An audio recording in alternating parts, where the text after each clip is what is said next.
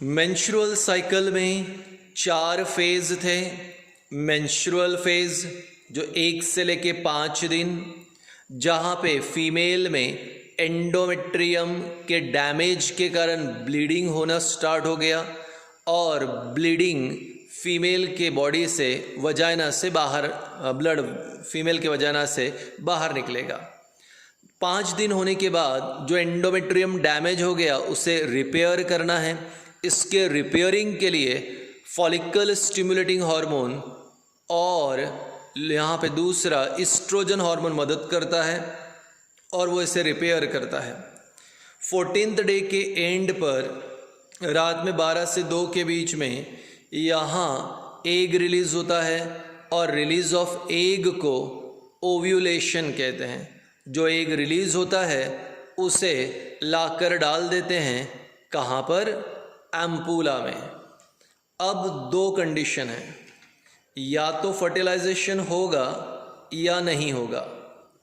अब यह है हमारे लिए सिक्रेटरी फेज। चौथे फेज को कहते हैं सिक्रेटरी फेज। अगर मान लो फीमेल में सेक्सुअल कांटेक्ट हो गया, मेल और फीमेल में सेक्सुअल कांटेक्ट हो गया, स्पर्म और एग मिल गए, तो क्या होगा? फर्टिलाइजेशन। और फर्टिलाइजेशन का रिजल्ट जाइगोट। मैं कहा if fertilisation occurs, if fertilisation occur, क्या होगा? Zygote is formed, zygote is formed in ampulla. Ampulla में ही जाइगोट का फॉर्मेशन हो जाएगा।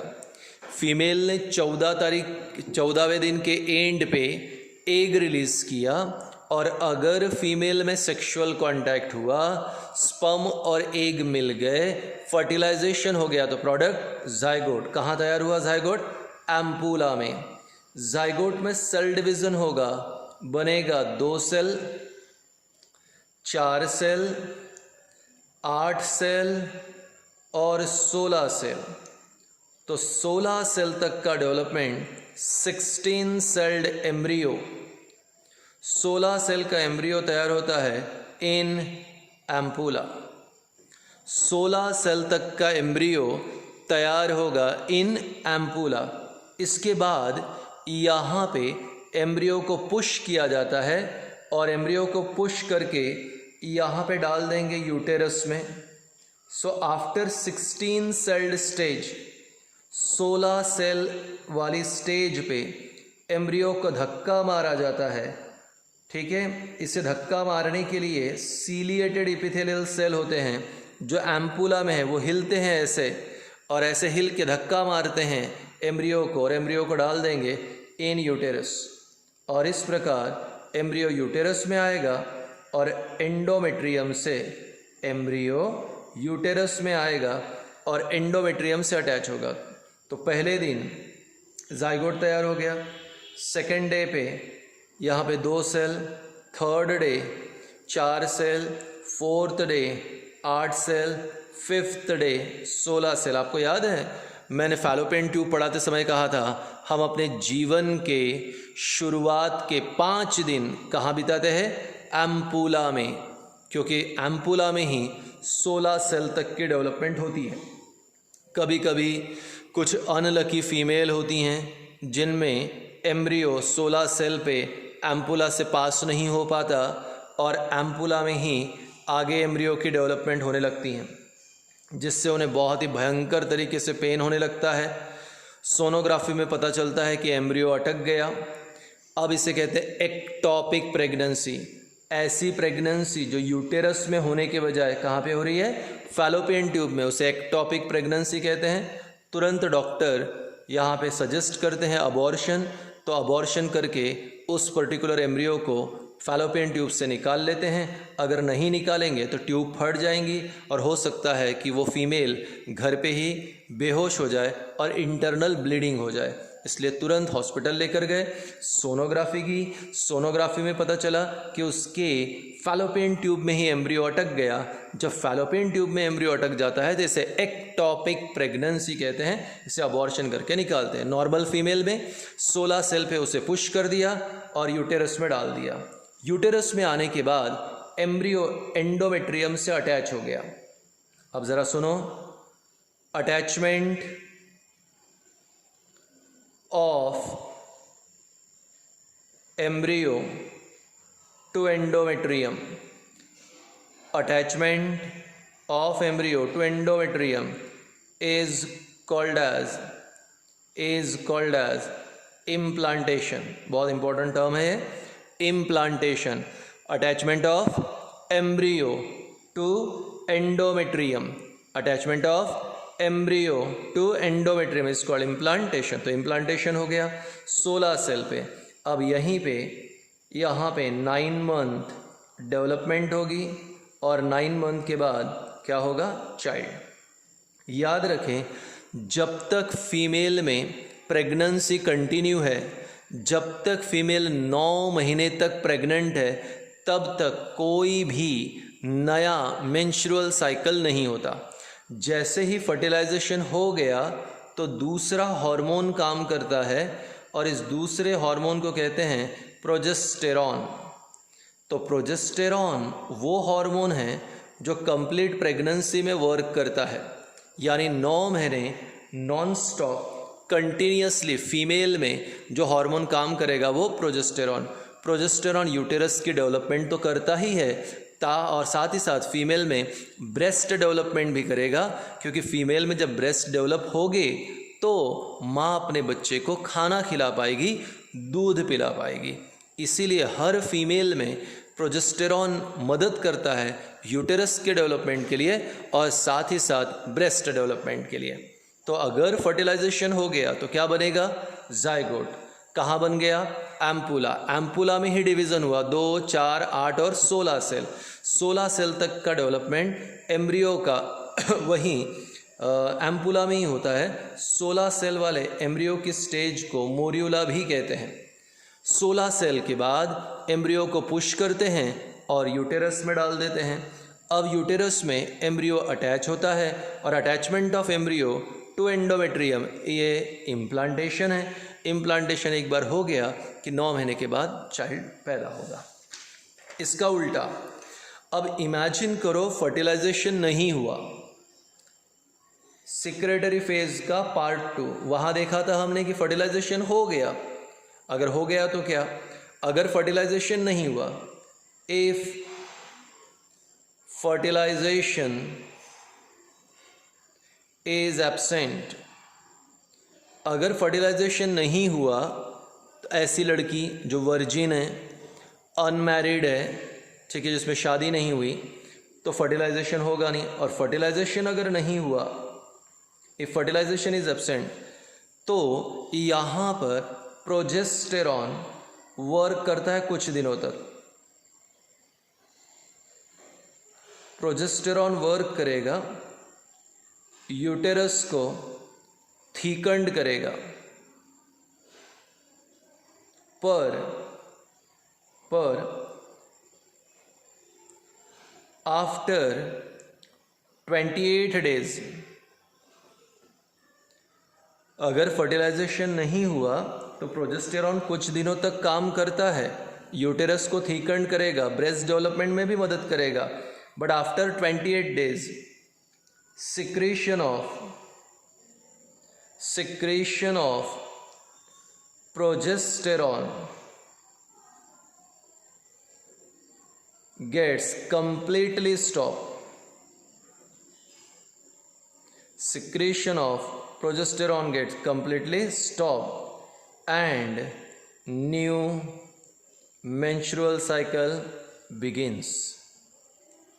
And new menstrual cycle begins. अगर फर्टिलाइजेशन नहीं हुआ तो 14वें दिन के बाद, नेचुरल है 15वां दिन आएगा, एग मर जाएगा, क्योंकि एग की वायबिलिटी 24 आवर्स है। एग की वायबिलिटी 24 आवर्स है, तो 15वें दिन एग मर जाएगा। फिर 16, 17, 18 प्रोजेस्टेरॉन काम करेगा, फीमेल में यूटेरस की वॉल को थीकन करेगा, वही प्रोजेस्टेरॉन फीमेल में ब्रेस्ट डेवलपमेंट के लिए भी मदद करेगा। पर जब ये कंफर्म हो जाता है ब्रेन को कि फर्टिलाइजेशन तो हुआ ही नहीं है, तो 28 डेज के एंड तक प्रोजेस्टेरॉन पूरा खत्म हो जाएगा, प्रोजेस्टेरॉन पूरा डिस्ट्रॉय हो जाएगा और नई मेंस्ट्रुअल साइकिल आएगी 29th डे को। 29th डे यानी first day of menstrual cycle. तो फर्टिलाइजेशन हो गया, फीमेल प्रेग्नेंट हो गई, तो 9 महीने प्रोजेस्टेरॉन काम करेगा। और अगर फर्टिलाइजेशन नहीं हुआ तो प्रोजेस्टेरॉन 14th डे से लेकर 28 तक काम करेगा और 28 पे पूरा खत्म होने के बाद नई मेंस्ट्रुअल साइकिल तैयार होगी और फिर से सेम प्रोसेस रिपीट होगी। लोग क्वेश्चन पूछते हैं, बोर्ड में भी क्वेश्चन आएगा, why menstrual cycle occurs in female, why menstrual cycle occurs in female, female में मेंस्ट्रुअल साइकिल क्यों होती है? Answer, menstrual cycle gives new chance for a female for being mother. ये मेंस्ट्रुअल साइकिल ही है जो फीमेल को हर महीने एक नया चांस देती है माँ बनने का। तो मेंस्ट्रुअल साइकिल के कारण ही फीमेल को चांस मिलता है माँ बनने का। इमेजिन करो, इस महीने फीमेल में पीरियड आया, मेंस्ट्रुअल साइकिल आई, पर फर्टिलाइजेशन नहीं हुआ, कोई बात नहीं, नेचर उसे अगले महीने फिर से एक चांस देगा माँ बनने का। फिर उसका मिस हो गया, फिर नेक्स्ट चांस देगा, फिर मिस हो गया, नेक्स्ट चांस देगा। ऐसे जीवन भर में फीमेल को 400 चांस मिलते हैं माँ बनने के लिए।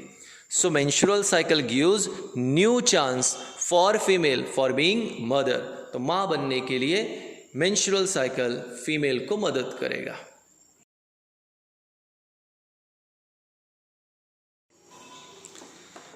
Next topic, family planning method.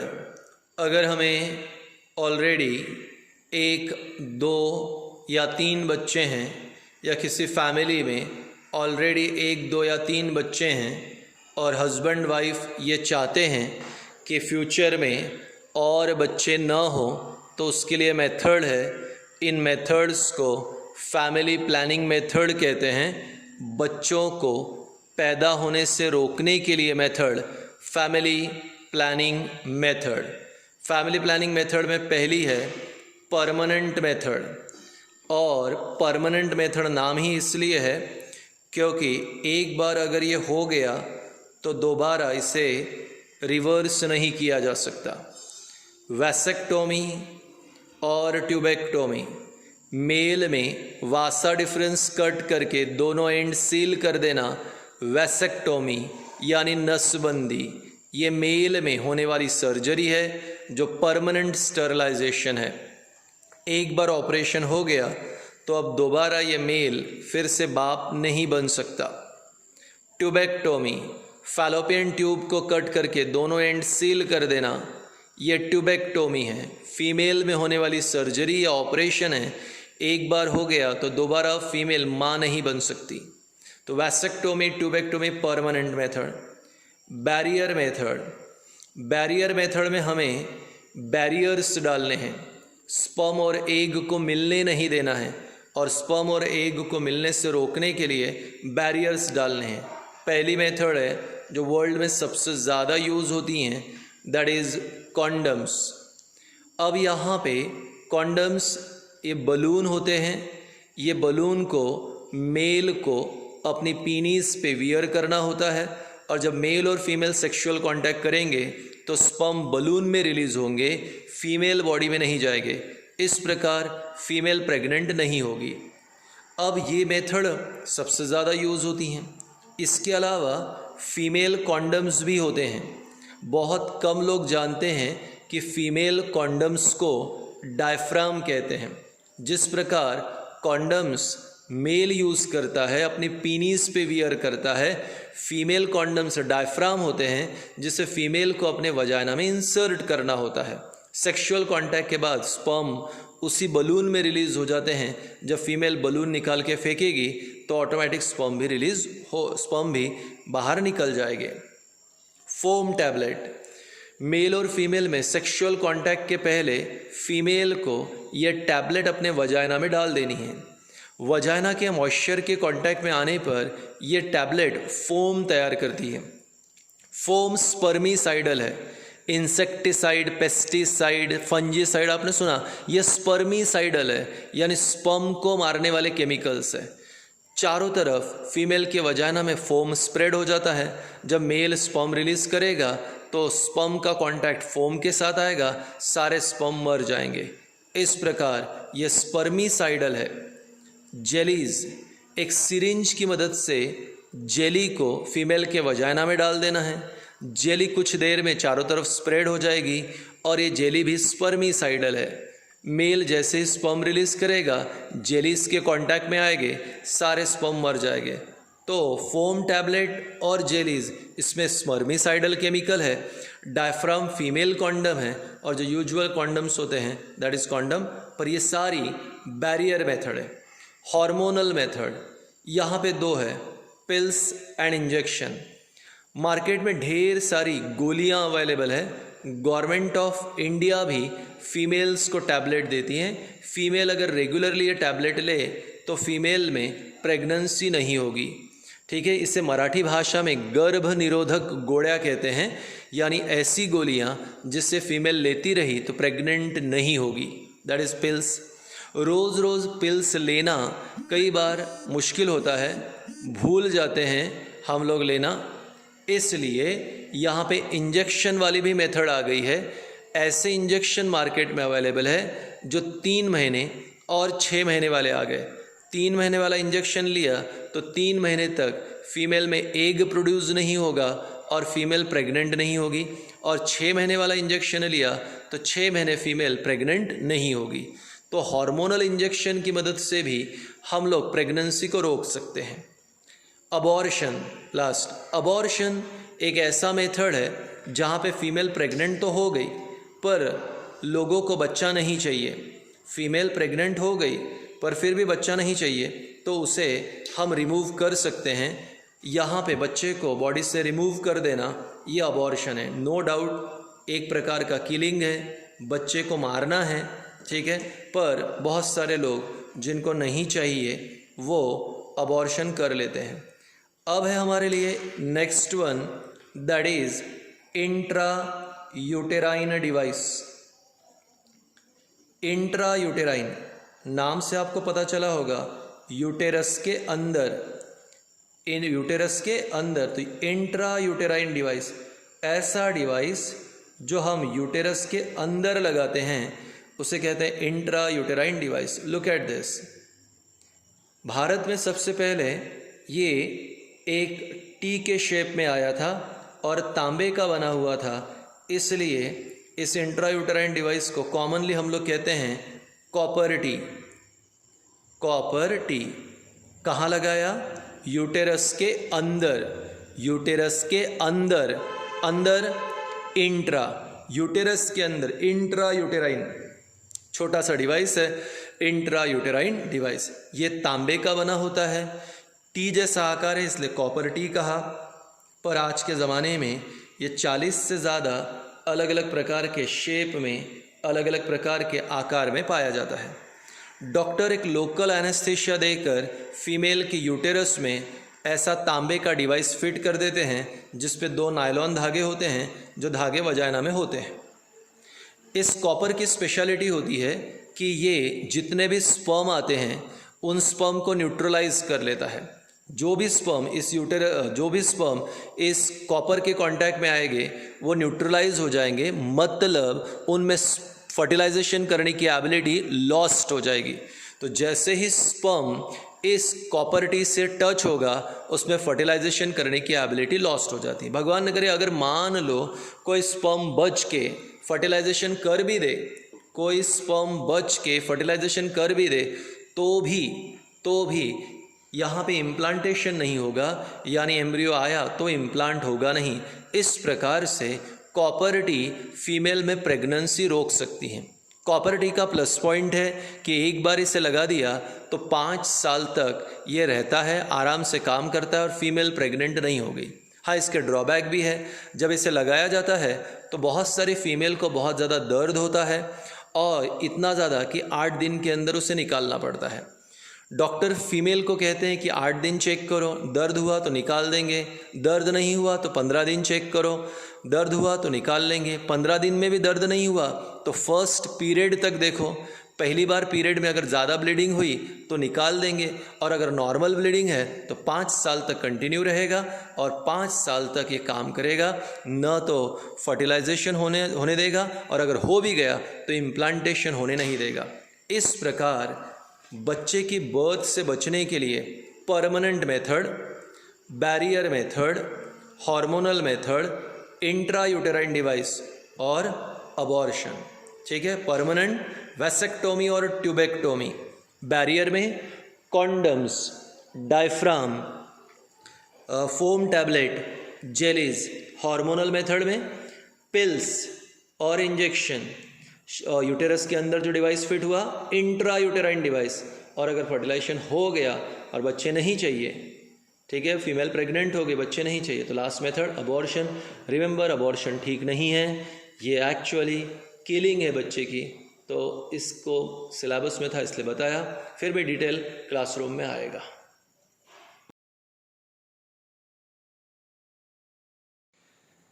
अभी लास्ट टॉपिक, हमारा लास्ट टॉपिक है ट्विन्स, और इसके बाद अगर कोई छोटे मोटे टॉपिक है भी या डिटेल्ड टॉपिक जो है वो क्लासरूम प्रोग्राम के अंदर ही होगा, वीडियोस के फॉर्म में नहीं होगा। चले देखते हैं ट्विन्स। अब हमारे पास ट्विन्स का मतलब हुआ कि जब एक साथ माँ ने 2 बच्चों को जन्म दिया, एक साथ माँ ने 2 बच्चों को जन्म दिया तो उसे ट्विन्स कहते हैं। ट्विन्स 2 प्रकार के होते हैं, fraternal twins, zygotic twins. Fraternal twins का मतलब होता है नॉन आइडेंटिकल ट्विन्स, यानी 2 बच्चे पैदा होंगे पर दोनों अलग अलग होंगे, आइडेंटिकल नहीं होंगे, यानी डुप्लीकेट नहीं होंगे। तो फ्रैटर्नल ट्विन्स में बच्चे नॉन आइडेंटिकल होते हैं, एक दूसरे से मैच नहीं होते। यहाँ पे एबनॉर्मली फीमेल एक के बजाय 2 एग देती हैं। हाँ, कभी कभी जो है 3 भी एग रिलीज हो जाते हैं, ट्रायंस कहते हैं पर अभी नॉर्मली फीमेल ने 1 के बजाय 2 एग दिए। भगवान का करम, यहाँ पे 2 एग दोनों भी फर्टिलाइजेशन हुए और फर्टिलाइजेशन के बाद प्रोडक्ट मिला 2 जाइगोट। तो फीमेल ने इस केस में 2 एग रिलीज किए, 2 एग का फर्टिलाइजेशन हुआ, 2 जाइगोट तैयार हुए, 2 जाइगोट का डेवलपमेंट हुआ, 2 इंडिविजुअल।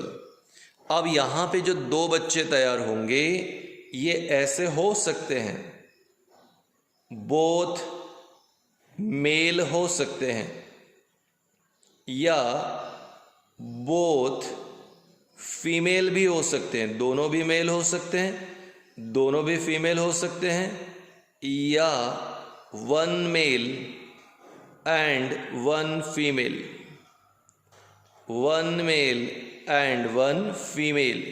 तो दोनों लड़के हो सकते हैं, दोनों भी लड़कियां हो सकती है, या एक लड़का एक लड़की भी हो सकते हैं। अपने बैचेस में भी 2-3 ट्विन्स है, लेकिन सब फ्रैटर्नल ट्विन्स है। ठीक है, एक तो जो है एक लड़का एक लड़की भी है, यहाँ पे 2 लड़के भी है और 2 लड़कियाँ भी है। तो ये हमारे लिए ट्विन्स एक साथ 2 बच्चे पैदा होना। कितने प्रकार? 2। फ्रैटर्नल ट्विन्स मतलब नॉन आइडेंटिकल ट्विन्स। फीमेल ने कितने एग रिलीज किए? 2। तो जाइगोट 2, बच्चे 2। हाँ, 2 लड़के हो सकते हैं, 2 लड़कियां हो सकती है, एक लड़का एक लड़की भी हो सकते हैं, लेकिन नॉन आइडेंटिकल, एक दूसरे से मैच होने वाले नहीं। अब बारी आती है जाइगोटिक ट्विन्स। जाइगोटिक ट्विन्स को आइडेंटिकल ट्विन्स कहते हैं, मतलब 100% एक दूसरे के डुप्लीकेट। जैसे मूवीज़ में दिखाते ना, पिक्चर में जुड़वा, ठीक है, वैसे एक दूसरे के डुप्लीकेट आइडेंटिकल ट्विन्स। तो अब ज़रा जाइगोटिक ट्विन्स, ठीक है, देखो क्या होता है। एक एग, फीमेल ने सिर्फ एक ही एग रिलीज किया। अब नेचुरल है एक एग, तो जाइगोट भी क्या होगा, एक। पहली बार जब जाइगोट में डिवीज़न होता है तो 2 सेल बनती हैं, तो बन गई 2 सेल। लेकिन ये दोनों सेल अनफॉर्चुनेटली सेपरेट हो जाती हैं। अब मेरी ये फिंगर्स को देखो, मैंने खींचा तो क्या सेल्स अलग हो गए? नहीं, मेरे सारा हाथ यानी सारे सेल्स एक दूसरे से जॉइंट है। तो ये हमारी प्रॉपर्टी है सेल्स की कि all cells remains attach with each other. लेकिन अनफॉर्चुनेटली ये 2 सेल्स जो थे जैसे ही तैयार हुए सेपरेट हो गए। क्यों सेपरेट हुए, क्या कारण था, इसके एग्जैक्ट रीज़न किसी के पास नहीं है, पर ये दोनों सेल सेपरेट हो गए इस प्रकार। और each cell behave like zygote. तो जो सेपरेटेड सेल है, हर सेल जाइगोट की तरह काम किया, और एक सेल ने एक बच्चा, दूसरे सेल ने दूसरा बच्चा। अब क्योंकि ओरिजिनली एक ही जाइगोट था तो इनका डीएनए सेम है, जेनेटिक कॉन्स्टिट्यूशन सेम है, यानी 100% एक दूसरे के कॉपी है, एक दूसरे के डबल रोल है, एक दूसरे के डुप्लीकेट है। इसलिए इन्हें कहते हैं आइडेंटिकल ट्विंस। 2 न्यू इंडिविजुअल मिलेंगे, हो सकता है कि दोनों भी लड़के हो 100% डुप्लीकेट, या दोनों भी लड़कियां हो, ठीक है, दोनों भी लड़के या दोनों भी लड़कियां डुप्लीकेट। मूवी आई थी एक सीता और गीता, और एक मूवी आई थी श्रीदेवी की चालबाज, इसमें 2 लड़कियां दिखाए, दोनों डुप्लीकेट। और मूवी में बहुत सारे मूवीज़ हैं जहां हीरो के डबल रोल दिखाए, 2 भाई दोनों एक दूसरे के कॉपी, डबल रोल, बहुत सारी जुड़वा रिसेंट मूवी थी। तो आप याद रखें जाइगोटिक ट्विंस यानी आइडेंटिकल, यहाँ एक एग, एक जाइगोट, फर्स्ट डिवीज़न 2 सेल, और अनफॉर्चुनेटली दोनों सेपरेट हो गए। हर सेपरेटेड सेल जाइगोट की तरह काम करता है और एक नया बच्चा तैयार करेगा। तो 2 बच्चे 2 सेल से तैयार हुए, दोनों बच्चों का डीएनए सेम, इसलिए वो आइडेंटिकल थे। इन्हें आइडेंटिकल ट्विंस कहते हैं। दोनों भी लड़के हो सकते हैं या दोनों भी लड़कियां। कई बार माँ के यूटेरस में जगह नहीं होती या कम होती है तो 2 बच्चे चिपक जाते हैं। अगर बच्चे 2 है और चिपक गए तो इसे सिस्मिक ट्विंस कहते हैं। तो ऐसे ट्विंस जो एक दूसरे को जॉइंट होते हैं कहीं ना कहीं से, इन्हें सिस्मिक ट्विंस कहते हैं। सो वो बच्चे जो एक दूसरे को जॉइन है, सिस्मिक ट्विंस। तो यहाँ पे ठीक है, जनरल पॉइंट्स हमने सारे एक्सप्लेन किए। कुछ रहा है तो वो क्लासरूम में होगा, और जो भी डिटेल पार्ट है वो भी क्लासरूम के अंदर ही होगा। तो आप इतना याद रखिए। ये था हमारे लिए चैप्टर रिप्रोडक्शन। जय हिंद। नेक्स्ट प्रीवियस लेक्चर में हम लोगों ने देखा था फैमिली प्लानिंग मेथड, और अब उसके आगे छोटे छोटे 2-3 पॉइंट्स बाकी हैं। उसमें से पहला है एसटीडी। एसटीडी का मतलब हुआ sexually transmitted disease. Sexually transmitted disease, ऐसी बीमारियां जो एक पर्सन से दूसरे पर्सन तक स्प्रेड होगी by sexual contact, that is called sexually transmitted disease. तो चलिए देखते हैं। The disease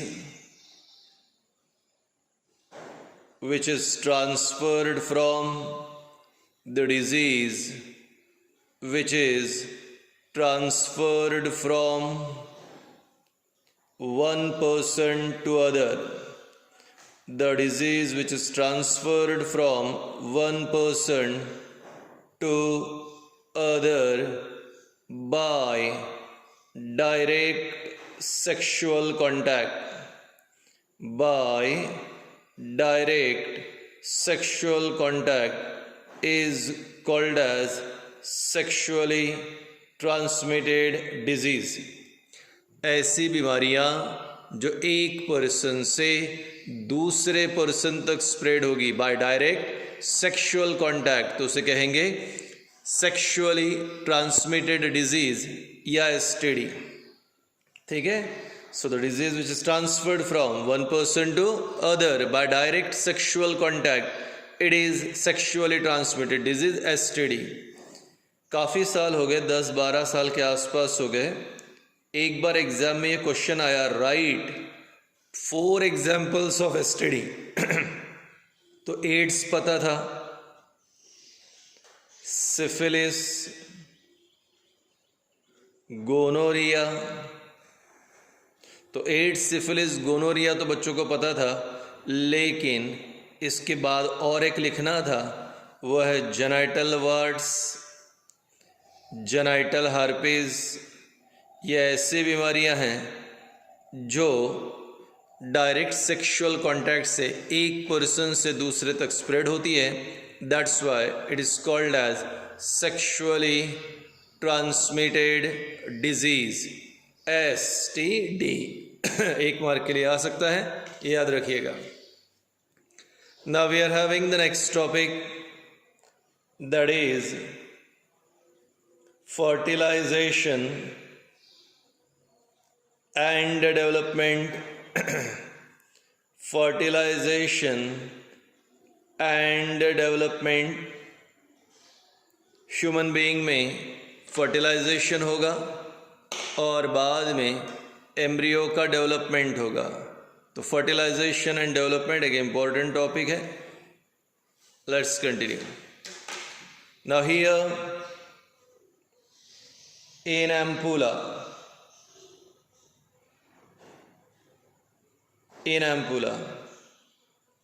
sperm is going to fuse with egg, fusion of male and female gamete, fusion of male and female gamete is called fertilization।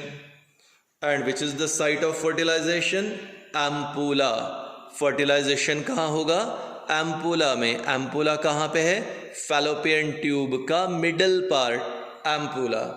Egg और sperm एक साथ आए, product मिला zygote, n+n 2n 23 + 23 46।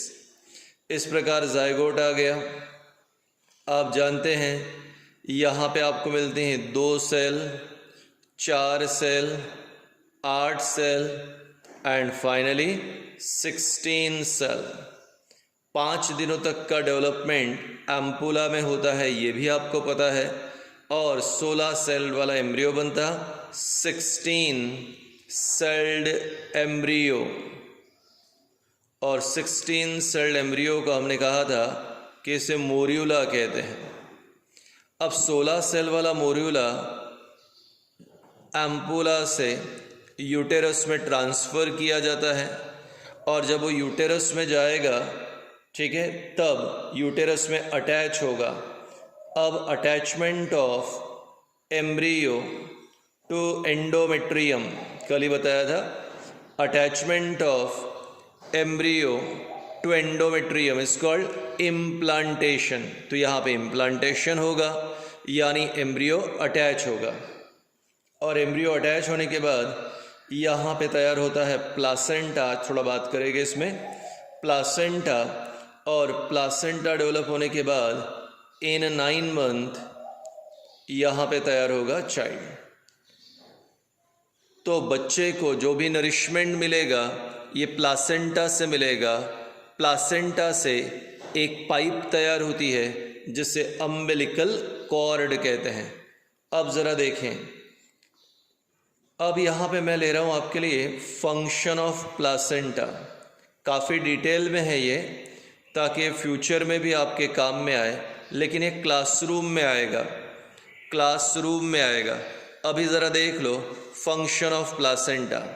जैसे ही इम्प्लांटेशन होगा, जैसे ही embryo uterus से attach होगा, तुरंत वहाँ पे प्लासेंटा तैयार होगा। प्लासेंटा तैयार करने के लिए माँ और बच्चा दोनों के टिश्यूज़ मदद करते हैं। प्लासेंटा से पाइप निकलेगी, उस पाइप को अम्बिलिकल कॉर्ड, जिसे हम हिंदी भाषा में नाल कहते हैं, यानी माँ और बच्चे को जोड़ने वाली पाइप। इसी प्लासेंटा से माँ बच्चे को ऑक्सीजन प्रोवाइड करती हैं। तो अब मैं लिख रहा हूँ ट्रांसपोर्ट ऑफ ऑक्सीजन, तो बच्चे तक जो भी ऑक्सीजन पहुँचेगा वो ऑक्सीजन पहुँचाने का काम प्लासेंटा। दूसरा ट्रांसपोर्ट ऑफ न्यूट्रिएंट, जितने भी न्यूट्रिएंट्स बच्चे को देने हैं वो सारे न्यूट्रिएंट देने का काम अगेन प्लासेंटा का। तीसरा रिमूवल ऑफ वेस्ट, बच्चा जो भी वेस्ट तैयार करेगा वो सारे वेस्ट कंपोनेंट को रिमूव करने का काम again placenta, removal of waste. और लास्ट है हमारे लिए यहाँ पे ट्रांसपोर्ट ऑफ हार्मोन। अगर लड़का तैयार हो रहा है तो माँ प्लासेंटा से यहाँ पे बच्चे को हार्मोन प्रोवाइड करती हैं, मेल हार्मोन। अगर लड़की तैयार हो रही है तो माँ बच्चे को फीमेल हार्मोन प्रोवाइड करती है बाय प्लासेंटा। तो प्लासेंटा यहाँ पे बच्चे को ऑक्सीजन प्रोवाइड करेगा, बच्चे को न्यूट्रिएंट प्रोवाइड करेगा, बच्चे के शरीर में जो भी वेस्ट तैयार होता है वेस्ट को रिमूव करेगा और उसे डिज़ायर्ड हार्मोन भी प्रोवाइड करेगा। लड़का है तो मेल हार्मोन, लड़की है तो फीमेल हार्मोन प्रोवाइड करने का काम ये भी प्लासेंटा है। तो फर्टिलाइजेशन होगा, फर्टिलाइजेशन क्या, fusion of male and female gamete fertilisation. Fertilisation का प्रोडक्ट जाइगोट मिलेगा। जाइगोट कहाँ तैयार हुआ, एम्पूला। फर्टिलाइजेशन कहाँ पे हुआ, एम्पूला। 16 सेल तक का डेवलपमेंट एम्पूला, 16 सेल वाली स्टेज मोर्यूला, मोर्यूला का ट्रांसफ़र हुआ यूटेरस में, वहाँ वो एंडोमेट्रियम से अटैच हुआ, अटैचमेंट को इम्प्लांटेशन, इम्प्लांटेशन होने के बाद यहाँ पे एम्ब्रियो और माँ माँ का एंडोमेट्रियम दोनों मिलकर तैयार करेंगे प्लासेंटा और 9 महीने में बच्चा तैयार होगा। और ये थे प्लासेंटा के फंक्शंस, डिटेल क्लास में आएगा।